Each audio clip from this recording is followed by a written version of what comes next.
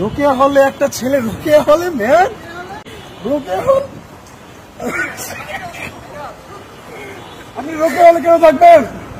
রোকেয়া হলে মেয়েরা থাকে। ঢাকা বিশ্ববিদ্যালয়ের আপুরা,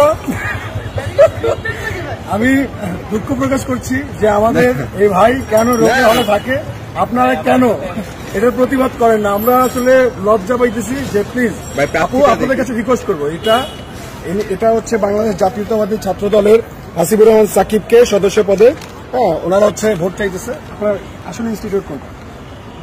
আসল ইনস্টিটিউট কোনটা? আসলে কোন কলেজ? কোথা থেকে আসছেন? ঢাকা কলেজ। উনি ঢাকা কলেজ, কিন্তু আপনি রোকেয়া হল কেন বললেন? আপনার নাম কি? মনিরুজ্জামান। ভাই এখানে আরেকজন ছিল, পালাইছে। ওই যে শোনেন ঠিক আছে, কথা শোনেন,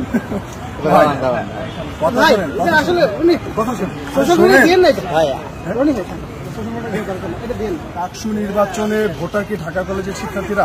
ঢাকা কলেজের শিক্ষার্থীরা ওকে, ঢাকা কলেজের শিক্ষার্থীদের প্রতি আমাদের সম্মান আছে, ভালোবাসা আছে, শ্রদ্ধা আছে, কিন্তু এটা তো একদম আচরণবিধি লঙ্ঘন না যে ঢাকা বিশ্ববিদ্যালয়ে ডাকসু নির্বাচনে কোনোভাবে বাইরের কেউ প্রচারণা করতে পারবে না। যদি এরকমটা হতো তাহলে তো আমরা হচ্ছে সোশ্যাল মিডিয়ার মাধ্যমে সবাইকে বলতাম যে ভাই দলমত নির্বিশেষে প্রত্যেকে আসেন, বিশ্ববিদ্যালয়ের শিক্ষার্থীদের কাছে আমাদের প্রচারণা চালান। আমরা তো এটা করি নাই, কিন্তু যে ছাত্র দলের বাইরে যে কাজটা করতেছেন এটা কিন্তু অন্যায়, আচরণবিধি লঙ্ঘন। এর আগে কয়েকজনকে দেখেছি, এইটাও দেখলাম, আরো কয়েকজনকে দেখা যাচ্ছে।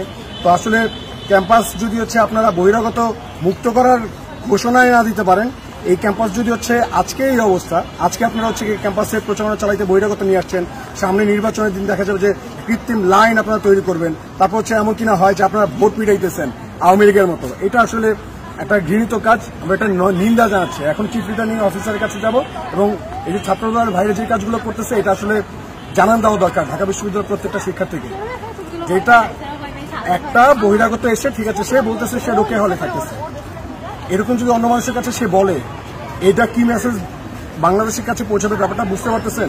ঢাকা বিশ্ববিদ্যালয়ের শিক্ষার্থী হিসেবে আমরা এই ব্যাপারগুলো চাচ্ছি না। এটা আমাদের বোনদেরকে অসম্মান করা হয় যে আপনারা যারা ছাত্র দলের বাইরে আছেন এই ব্যাপারটা একটু সতর্ক থাকেন। আমাদের বোনদেরকে অসম্মান করার কোনো রকম অধিকার আপনাদের নাই।